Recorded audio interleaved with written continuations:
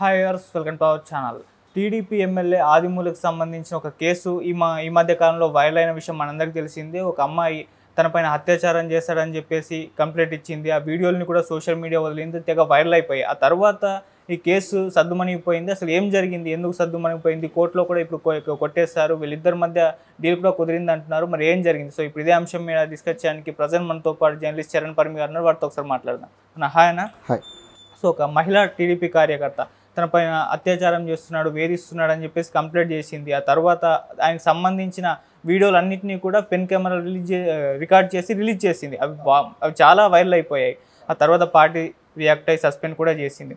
మరి ఇప్పుడు చూస్తే ఆ కేసు సద్దుమణిగిపోయింది, వీళ్ళిద్దరి మధ్య డీల్ కుదిరింది, కోర్టులో కూడా కొట్టేశారని అంటున్నారు. మరి ఏమైంది, ఎందుకు, ఏం డీల్ కుదిరింది, ఎందుకు కొట్టేశారు? ఈ కేసు పెట్టినప్పుడే ఇది డమ్మీ కేసు అని చెప్పేసి జనాలకు డౌట్ వచ్చింది. ఓకే, అనుకున్నట్టుగానే డమ్మీ అయిపోయింది. ఎందుకంటే ఈ కేసు విషయంలో ఏది జెన్యూన్గా కనపడలేదు మొదటి నుంచి కూడా. ఆవిడ కేసు పెట్టిన పద్ధతి కావచ్చు, అక్కడ ఆ వీడియోలో లీక్ అయిన దాంట్లో ఉన్న పద్ధతి కావచ్చు, ఆవిడ భర్త దాని మీద వివరణ ఇచ్చిన పద్ధతి కావచ్చు, ఇవన్నీ కూడా వెనకాల ఏదో జరుగుతుంది అనే వాదన వచ్చింది. తర్వాత ఇది హనీ ట్రాపే అని చెప్పేసి వీళ్ళు కూడా ఆరోపించడము, టీడీపీకి సంబంధించిన వాళ్ళు ఆరోపించడము, ముఖ్యంగా ఆదిమూలంకి సంబంధించిన ఆ కుటుంబ సభ్యులందరూ ఆరోపించడం, ఇవన్నీ చూసాం మనం. ఆ తర్వాత ఈ కేసు అనేది సరే ఒక మహిళకు అన్యాయం జరిగింది అనే దాని మీద ఖచ్చితంగా సీరియస్గానే వెళ్ళాలి కాబట్టి దర్యాప్తు అనేది జరిగిన తర్వాత నిజంగా, ఎందుకంటే ఒక ఎమ్మెల్యే స్థాయిలో ఉన్న వ్యక్తి ఏ వ్యక్తినైనా సరే బెదిరించి లొంగదీయడం అనే అవకాశం ఉంటుంది ఖచ్చితంగా. సో అటువంటి అవకాశం ఉందా లేదా అని చెప్పేసి పోలీసులు ఆ యాంగిల్లో కూడా చూశారు. చూసినప్పుడు కొన్ని విషయాలు అయితే అందరిని ఆశ్చర్యపరిచాయి. ఎక్కడంటే ఆవిడ కేసు అయితే పెట్టింది, కానీ వెళ్ళి ఏదైతే మెడికల్ టెస్ట్ ఉంటాయో దాన్ని చేయించుకోవడానికి ఆవిడ రెడీ అవ్వలేదు. కొన్ని రోజులు గ్యాప్ తీసుకొని నేను రాను, నాకు సరిగ్గా ఇంట్రెస్ట్ లేదు అది అని చెప్పేసి తప్పించుకుంది. దాంతో ప్రజలకు డౌట్ పెరిగింది. ఆ డౌట్లన్నీ ఇంకా పెరుగుతూ వచ్చాయి. మొత్తానికి ఇప్పుడు చూస్తే ఆ కేసే కోర్టు కొట్టేసింది.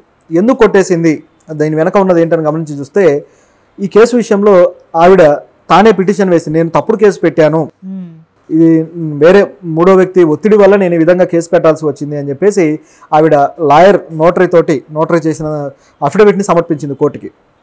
సమర్పించాక ఆవిడ తరపు లాయర్, ఆయన పేరు జగదీష్ అనుకుంటా. సో అది చూసిన తర్వాత కోర్టు ఓకే, ఈయన ఆదిమూలం మీద మీరు ఎటువంటి యాక్షన్ తీసుకోవద్దు అని చెప్పేసి కోర్టు కూడా చెప్పడం జరిగింది.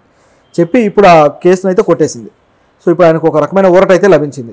మరి ఆ మూడో వ్యక్తి ఎవరు, ఎందుకు ఈ విధంగా చేశారు? నిజానికి ఆయన మీద పెట్టిన కేసులు కూడా బలమైనవి. ఇప్పుడు ఈ మధ్య వచ్చిన బిఎన్ఎస్ భారతీయ న్యాయ సంహిత ఏదైతే ఉందో ఆ చట్టాల ప్రకారం 64 సెక్షన్ 64 కావచ్చు, అలాగే 351, సో ఇలాంటి సెక్షన్ల మీద బలమైన కేసు పెట్టింది ఆవిడ. పెట్టి ఇప్పుడు వెనక్కి తీసుకుంది. అయితే దీంట్లో గమనించాల్సింది ఏంటంటే ఆవిడ వెనకాల ఉన్న వాళ్ళు ఎవరు అనేది ఇప్పుడు ప్రశ్న. హనీ ట్రాప్ అంటే ఊరికే చెయ్యరు, రాజకీయంగా ఆయన పరువును తీసేయడానికి కోసమే ఈ స్కెచ్ గీశారనేది అర్థమైంది. అయితే దీని వెనక ఎవరున్నారనేది గతంలో కూడా మనం కొన్ని చర్చలు చేశాం. దాంట్లో భాగంగా వైసీపీ నుంచి టీడీపీలోకి వచ్చిన ఈ వ్యక్తి మీద కొంతమంది ఏమనుకున్నారంటే వైసీపీ నాయకులే, అంటే వైసీపీ ఈ మధ్యకాలంలో ఎక్కువగా వైసీపీ నాయకులే ఈ విధంగా మహిళల పట్ల ఇబ్బంది పెడుతున్నట్టుగా, లేకపోతే వాళ్ళ అక్రమ సంబంధాలు కావచ్చు, ఇవన్నీ కూడా బయటకు వచ్చి పరువు పోయినట్టయింది పార్టీకి. ఆ విధంగా పరువు తీయాలంటే ఇలాంటి వ్యక్తిని పావుగా వాడుకుందామని చెప్పేసి వాళ్ళేదో స్కెచ్గా దీన్ని తీసుకొచ్చారు, హనీ ట్రాప్ని అనే వాదన కూడా జరిగింది. అయితే ఇది కూడా కాకుండా రెండో యాంగిల్ ఇంకోటి ఉంది. ఆ యాంగిలే మోస్ట్ పాసిబుల్ యాంగిల్ అనిపిస్తుంది. అదేంటంటే వైసీపీ నుంచి ఈ పార్టీలోకి నాయకుడు రావడంతో ఏదైతే సత్యవేడులో ఆ నియోజకవర్గంలో ఉన్న అప్పటిదాకా కొనసాగిన టీడీపీ నాయకులకు దెబ్బ పడడము, వాళ్ళ ప్రాబల్యం అనేది వాళ్ళు అక్కడ కోల్పోవాల్సిన పరిస్థితి రావడంతో ఈయన ఇమేజ్ డ్యామేజ్ చేయడానికి వాళ్ళే రాజకీయంగా ఇలా చేశారు. ఎందుకంటే ఇప్పుడు గెలిచాడు కాబట్టి ఇక్కడ నుంచి కొనసాగుతాడు ఈయన ఎమ్మెల్యేగా, మళ్ళీ నెక్స్ట్ టైం టికెట్ రావచ్చు, ఇలా కొనసాగుతూ వెళ్ళొచ్చు. అప్పుడు ఆ టికెట్ ఆశించిన బలమైన లీడర్లు టీడీపీలో గతం నుంచి ఉన్న వాళ్ళకి ఆ దెబ్బ కాబట్టి వాళ్ళు యాక్షన్ తీసుకొని ఇమేజ్ డ్యామేజ్ చేస్తే ఈసారి టర్మ్కి ఈయన ఇప్పుడు డిస్మిస్ చేస్తారు, నెక్స్ట్ మేము ముందుకు రావచ్చు అనే ప్లాన్ వాళ్ళకు ఉంటే అలా ఉండుండొచ్చు అనేది అంచనా. వాళ్ళకు ఉండి ఈ విధంగా చేస్తున్నారనేది మనం కొంత గెస్ చేయొచ్చు.